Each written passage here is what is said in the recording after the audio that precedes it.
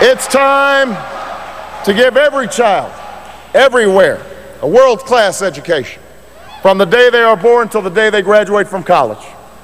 I'm only here today because somebody somewhere gave my father a ticket to come study in America, because somebody gave my mother the opportunity to go to graduate school, because even though we didn't have much growing up, I got scholarships to go to some of the best schools in this country. That's the chance I believe that every child in America should have.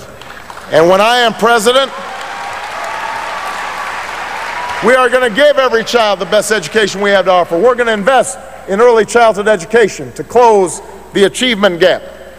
We're not just going to talk about how great teachers are. We will reward them for their greatness by giving them higher salaries and giving them more support.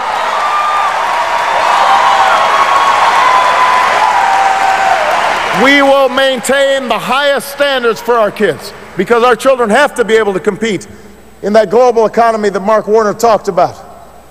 But we also have to make sure we are not having teachers teach to the test, because I want our students learning art and music and science and poetry and all the things that make an education worthwhile.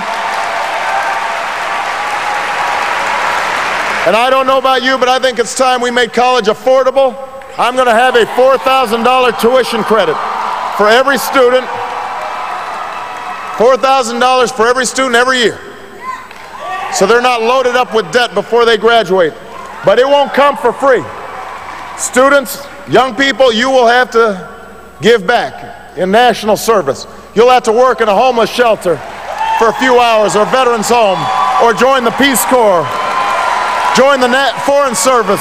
We will invest in you. You will invest in America. Together we will march forward and go into a 21st century when I'm President of the United States.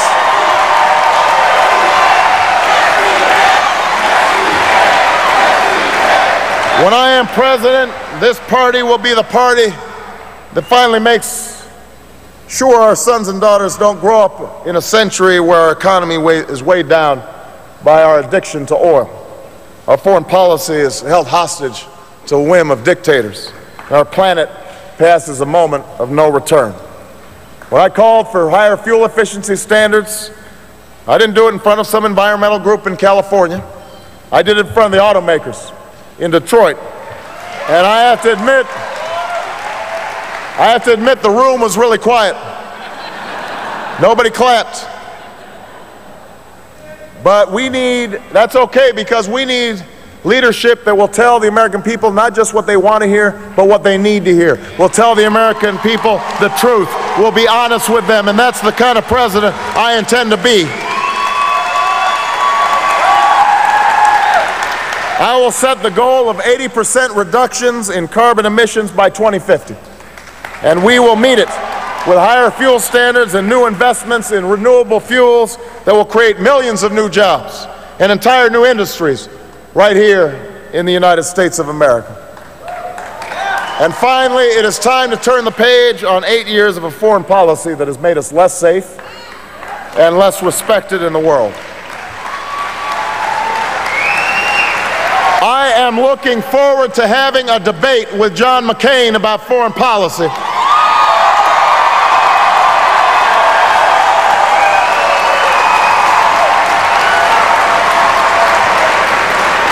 Because if I'm the nominee, the American people will have a clear choice. John McCain will not be able to say that I supported the war in Iraq. He won't be able to say that I supported giving George Bush the benefit of the doubt on Iran. He won't be able to say that I follow the Bush-Cheney doctrine of not talking to leaders that we don't like, not talking to countries we don't like, because I recall what John F. Kennedy said. He said, we should never negotiate out of fear, but we should never fear to negotiate. Strong countries and strong presidents talk to their adversaries and tell them where America stands, and that's what I intend to do as President of the United States of America.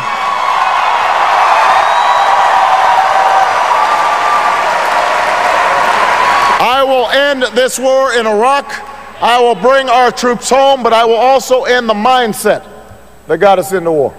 We have been engulfed by a politics of fear for too long, where 9/11 is used as a way to scare up votes instead of a way to bring us together around a common purpose to defeat a common enemy.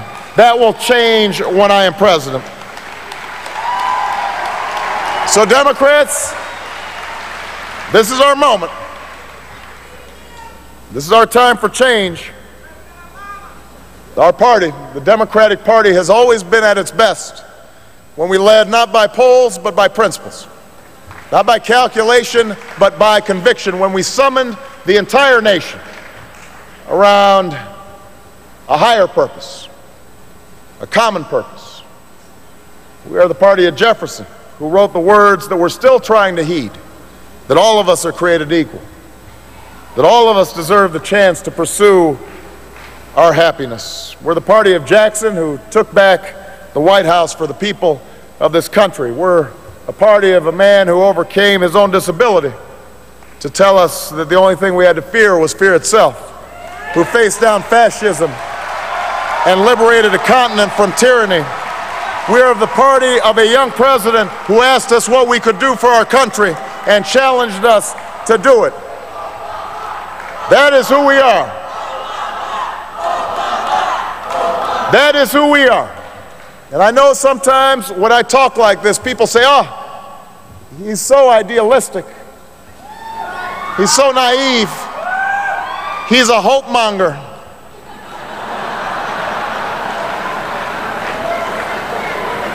I've heard this criticism lately that I'm peddling false hopes, that I need a reality check. The notion is that somehow, if you're realistic, then you set your sights lower.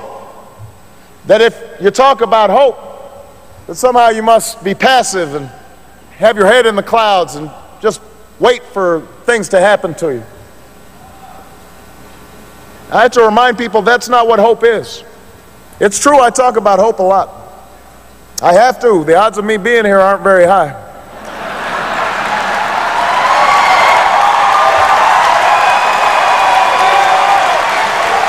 I was born to a teen mom. My dad left me when I was 2.